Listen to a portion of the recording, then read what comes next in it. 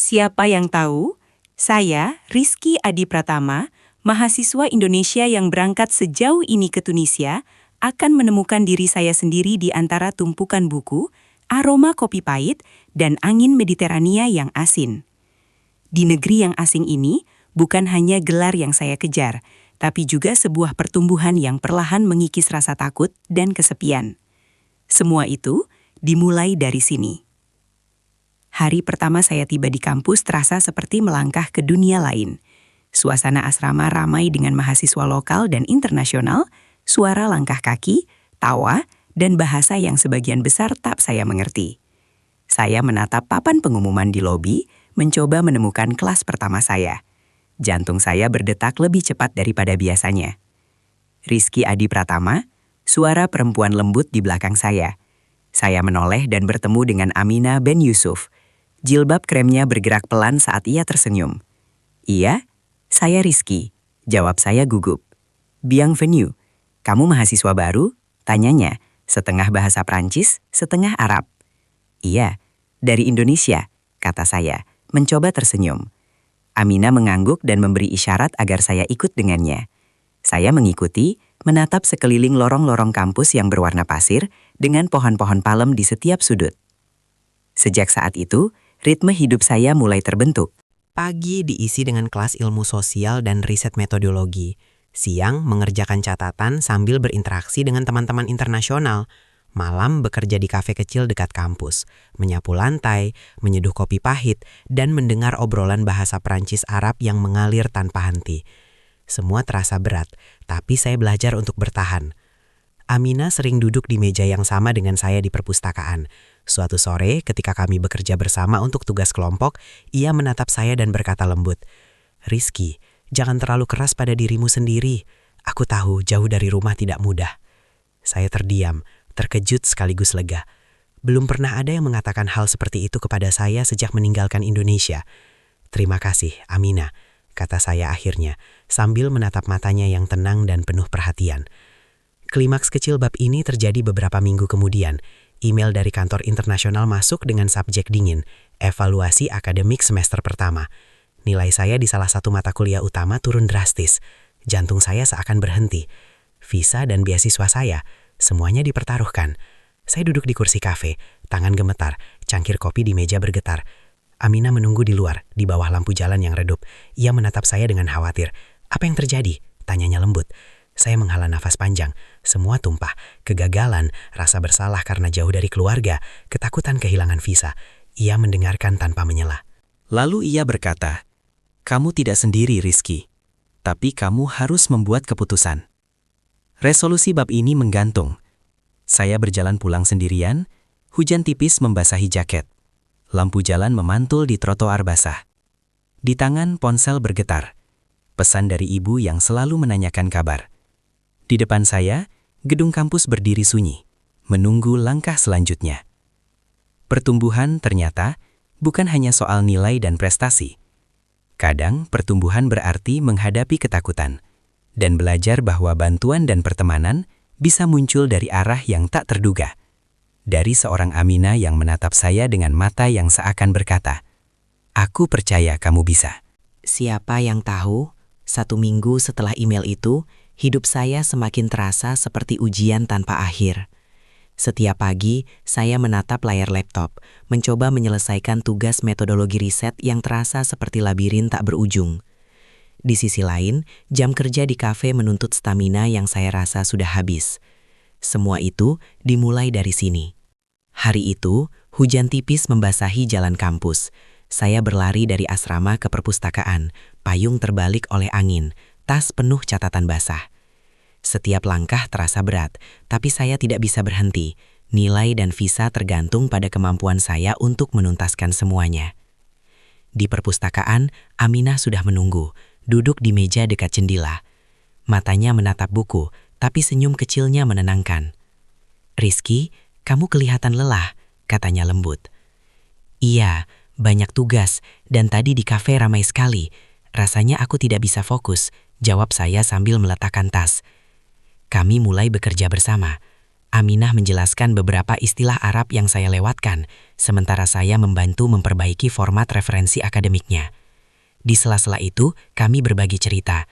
Ia bercerita tentang keluarganya yang ingin ia menikah cepat, dan tentang rasa bersalahnya karena memilih mengejar riset. Saya pun membuka diri tentang ayah yang sakit dan rasa bersalah meninggalkan rumah. Klimaks bab ini muncul ketika dosen kami, Dr. Karim El Mansuri, mengumumkan proyek kelompok mendadak.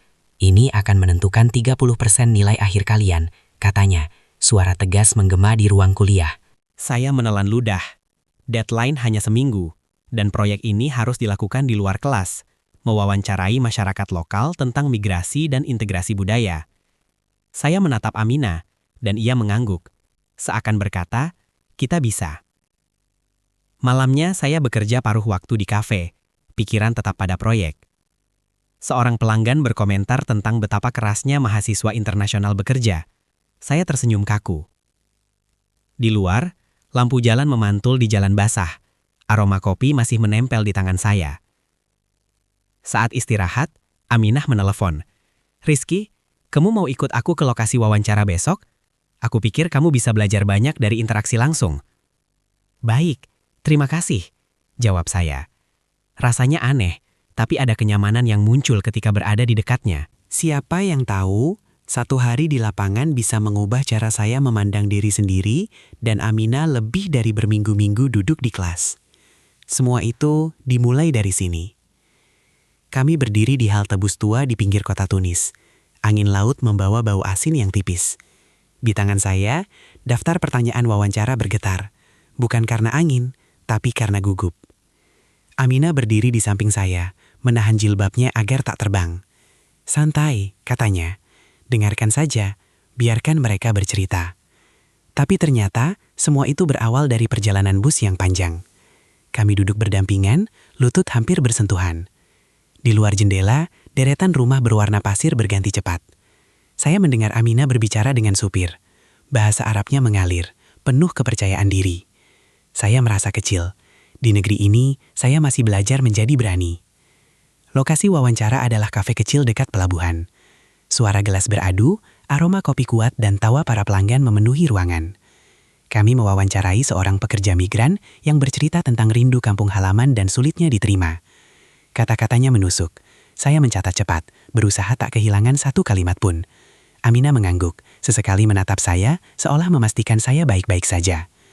Di sela jeda, Aminah berkata pelan, "Aku sering merasa bersalah mengejar riset ini." "Kenapa?" "Karena keluargaku ingin aku cepat menikah.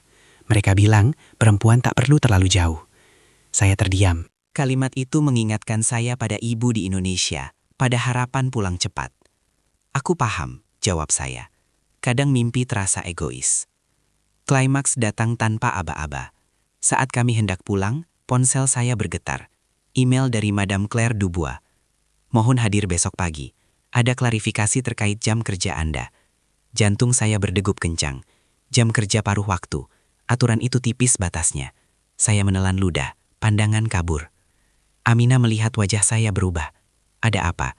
Saya menyerahkan ponsel. Ia membaca cepat, lalu menghela nafas. "Kamu harus hati-hati, Rizky." "Aku tahu," jawab saya lirih. "Tapi kalau aku berhenti kerja, aku tak bisa bayar sewa." Ia menatap saya lama.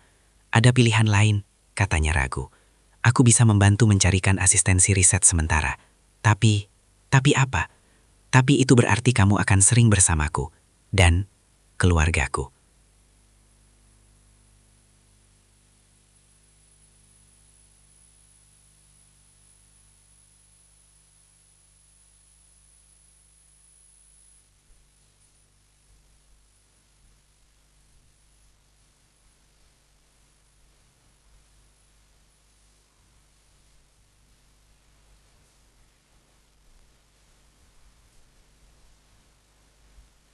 Siapa yang tahu, tekanan akademik dan hidup di negeri orang bisa membuat hati terasa rapuh, tapi juga membuka ruang untuk hal-hal yang tak terduga. Semua itu dimulai dari sini.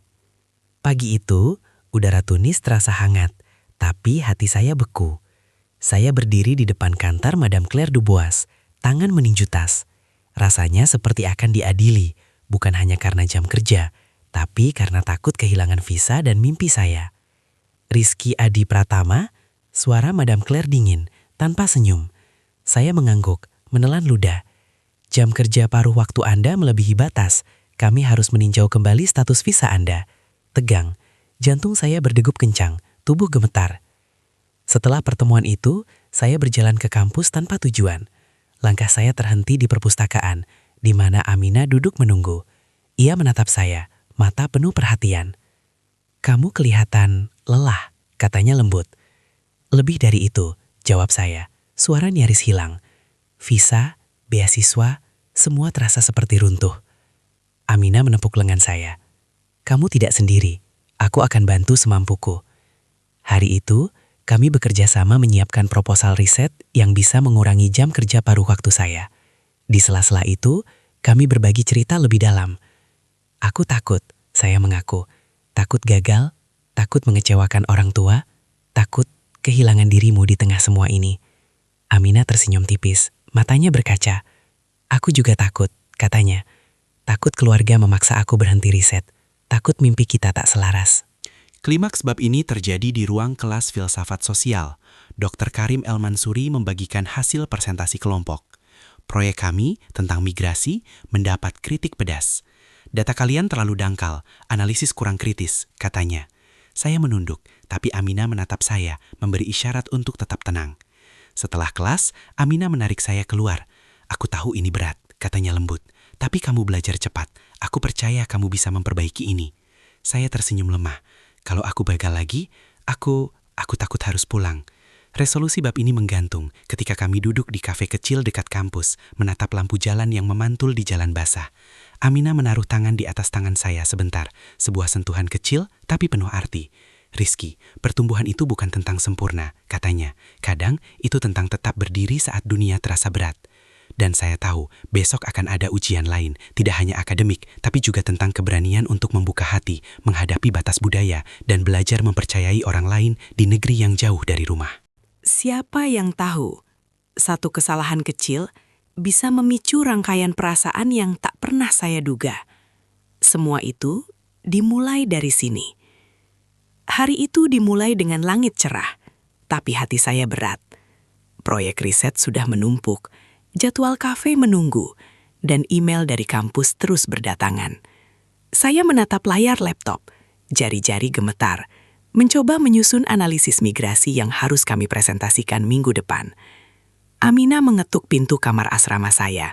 "Rizky, mau ikut aku ke wawancara lapangan lagi?" tanyanya lembut. Aku mengangguk, meski perasaan campur aduk.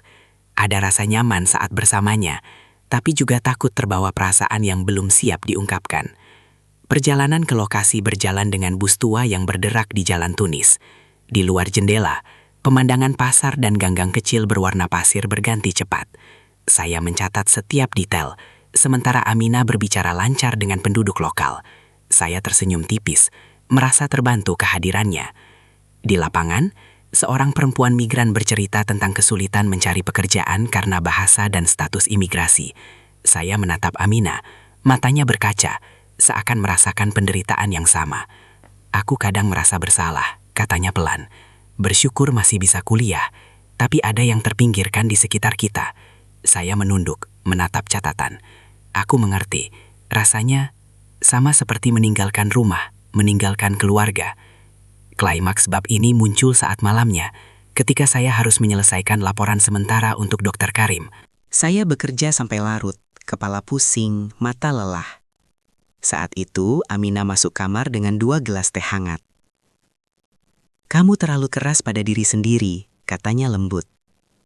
Saya menatapnya, merasa hangat tapi juga cemas.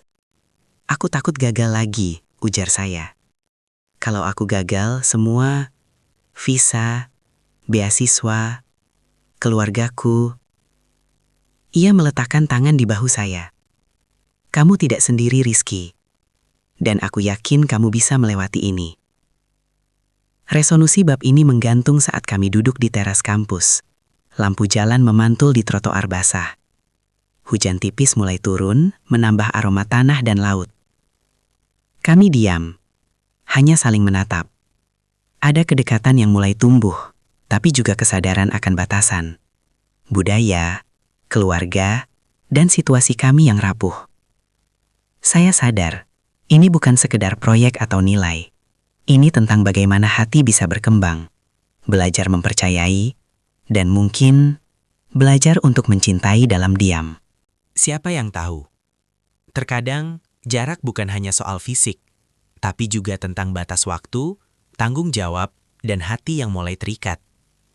Semua itu dimulai dari sini. Semester memasuki minggu-minggu kritis.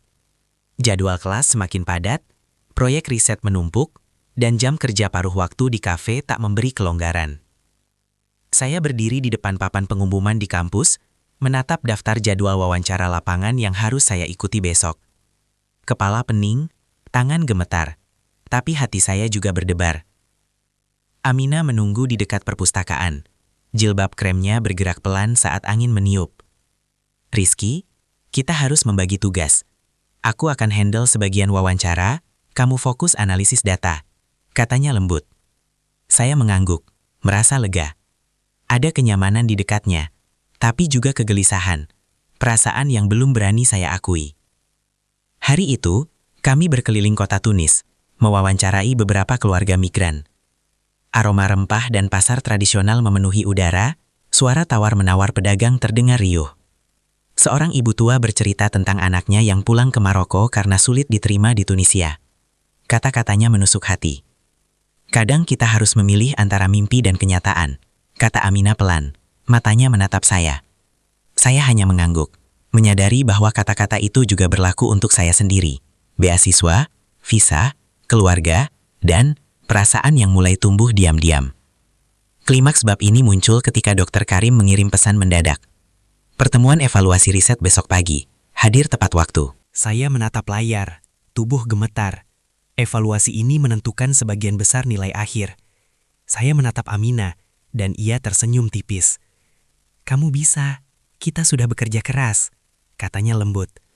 Saya menarik napas panjang, berusaha menenangkan diri. Malamnya, saya berada di kafe, menyelesaikan laporan sambil mendengarkan musik Prancis. Amina datang dengan teh hangat, duduk di seberang saya. Kamu harus makan sesuatu, Rizky, katanya. Tidak ada gunanya bekerja sampai pingsan. Saya tersenyum lemah. Terima kasih, aku hanya takut gagal. Takut itu wajar, tapi kamu tidak sendiri, jawabnya. Resolusi bab ini menggantung saat kami berjalan pulang di bawah lampu jalan yang memantul di trotoar basah. Hujan tipis menetes di jaket kami. Kami diam, hanya sesekali bertukar pandang. Saya menyadari satu hal, perasaan saya kepada Amina semakin jelas, tapi juga semakin rumit karena batasan budaya dan keluarga. Pertumbuhan saya kini bukan hanya tentang akademik atau keberanian menghadapi tekanan, tapi juga tentang belajar mengatur hati di negeri yang jauh dari rumah, antara mimpi, tanggung jawab, dan cinta yang mulai tumbuh diam-diam. Siapa yang tahu? Satu keputusan kecil bisa mengubah jalannya semester, perasaan, dan mungkin masa depan saya. Semua itu dimulai dari sini. Hari itu dimulai dengan kabar dari rumah. Pesan dari ibu muncul di layar ponsel. Rizky, ayahmu sakit lagi. Tolong jaga dirimu dan pikirkan untuk pulang jika perlu. Hati saya tercekat. Antara ingin segera terbang pulang dan kewajiban di kampus, saya merasa terjepit.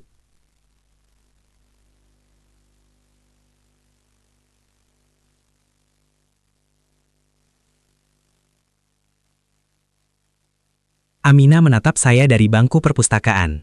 Jilbab kremnya bergerak perlahan saat ia menghela nafas. Apa yang terjadi? Tanyanya lembut. Saya menyerahkan ponsel. Ia membaca cepat, lalu menatap saya dengan mata penuh empati. Rizky, kamu harus memutuskan. Tapi jangan terburu-buru, pikirkan juga masa depanmu di sini. Saya mengangguk, tapi dada terasa sesak.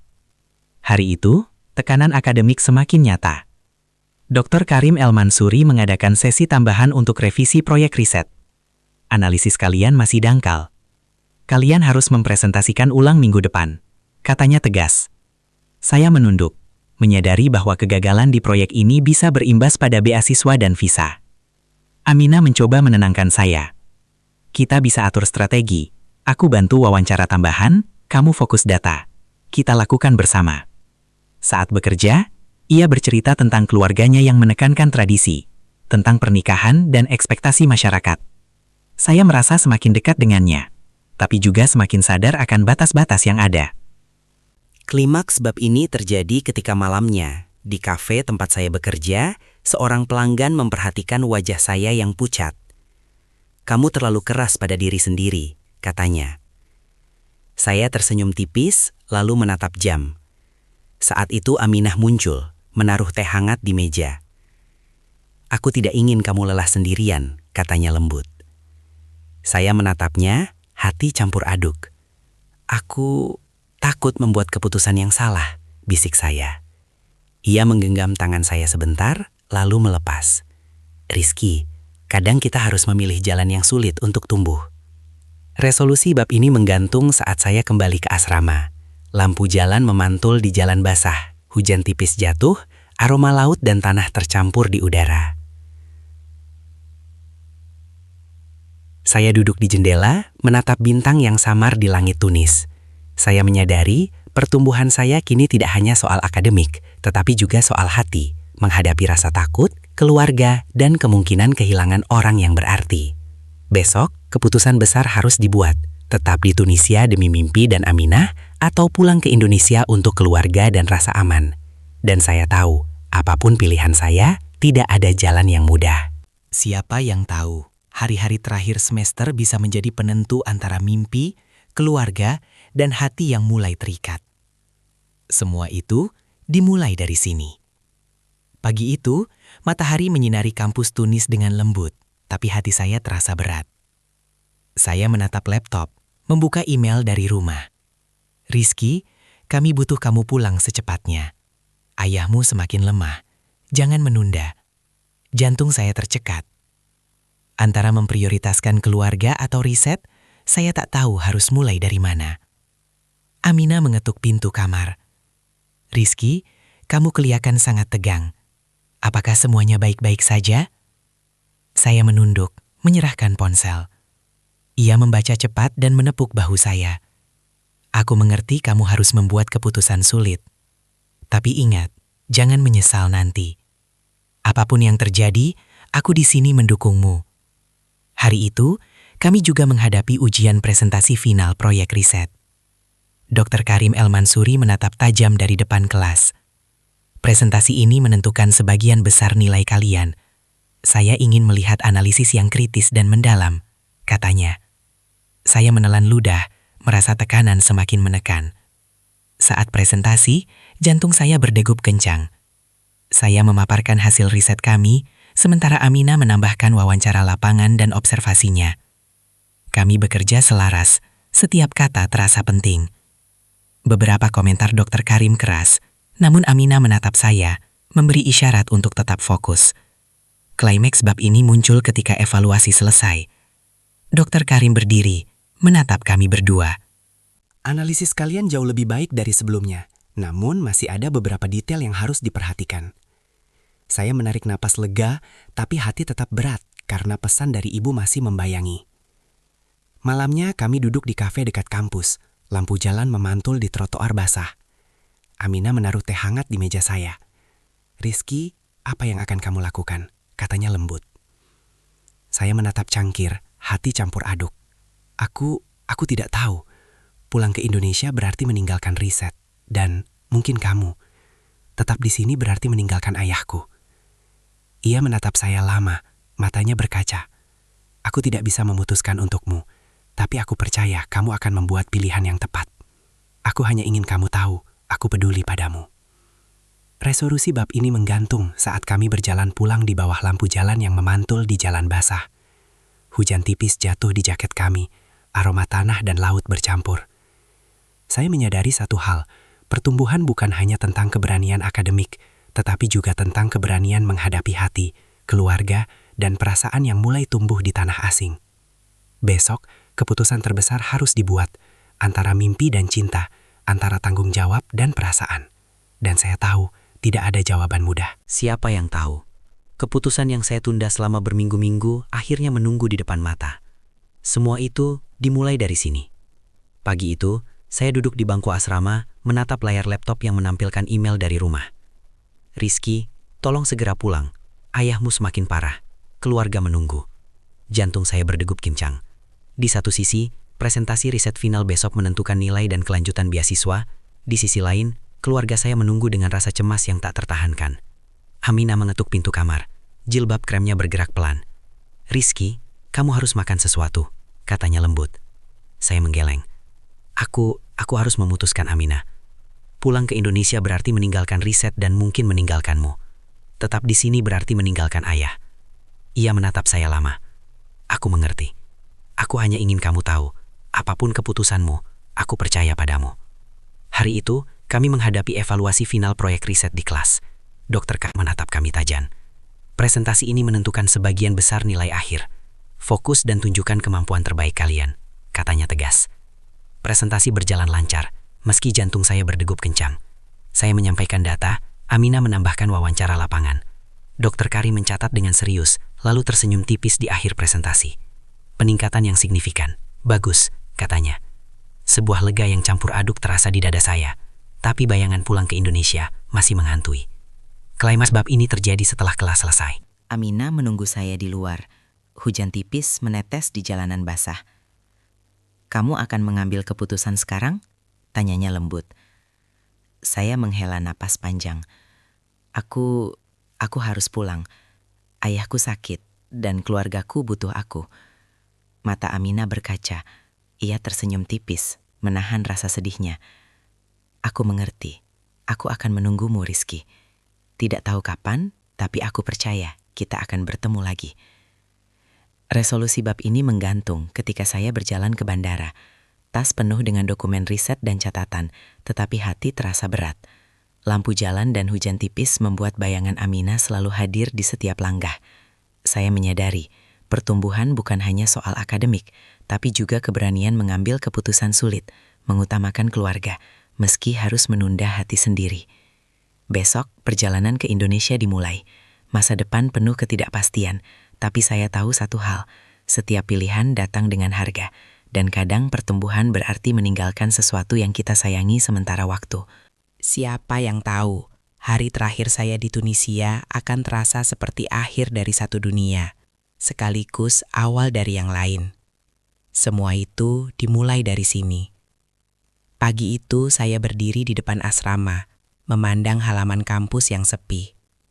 Aroma kopi dari kafe dekat perpustakaan masih menempel di udara. Angin laut menyejukkan wajah, tapi hati saya sesak. Semua kenangan, tugas, kerja paruh waktu, hujan tipis di jalan kampus, dan terutama Aminah, terasa menempel di setiap sudut. Aminah menunggu di bawah pohon palem. Jilbab kremnya bergerak pelan tertiup angin. Matanya menatap saya lama, tanpa kata. Saya mendekat, dan kami berdiri diam, membiarkan waktu seolah berhenti. Rizky, aku akan merindukanmu, katanya pelan. Suara hampir tersamar oleh angin. Aku menelan ludah, sulit menemukan kata. Aku juga, Aminah. Aku tidak tahu kapan kita akan bertemu lagi. Kami berjalan perlahan menuju kampus. Langkah kaki kami bergema di trotoar yang basah oleh hujan semalam. Setiap sudut kampus mengingatkan saya pada perjuangan kami. Wawancara lapangan, presentasi riset, malam-malam di kafe, dan tawa yang mulai akrab. Aku takut. Aku akhirnya berbisik. Takut apa? Aku takut kehilanganmu. Tapi aku harus pulang. Klimaks bab ini terjadi di depan gerbang kampus. Tas saya sudah siap, tiket pesawat di tangan, tapi jarak di antara kami terasa tak tertahankan. Aminah menatap saya, matanya basah. Rizky, janji ya, kita akan bertemu lagi. Setelah semua ini selesai, setelah hidup kita stabil, aku menggenggam tangannya sebentar, lalu melepaskan. Janji, aku akan kembali, Aminah. Resolusi bab ini bittersweet.